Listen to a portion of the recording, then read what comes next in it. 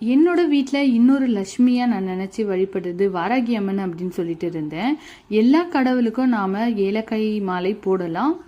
ஆனால் மகாலட்சுமி தாயாருக்கு நாம் ஏலக்காய் மாலை போடுறது ரொம்ப ரொம்ப ஒரு விசேஷமான ஒன்று.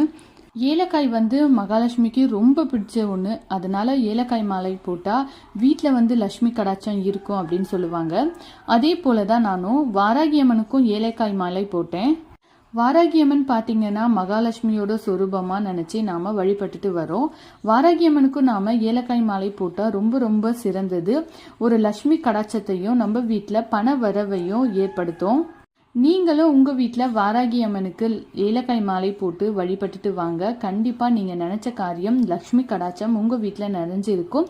நான் 21 ஏலக்காய் வச்சு மாலை கட்டி வாராகி அம்மனுக்கு போட்டிருக்கேன். சிலை வழிபாடை பற்றி நான் 2 மணிக்கு லாங் வீடியோ போஸ்ட் பண்ண போகிறேன். மறக்காமல் செக் பண்ணுங்கள். பாய்.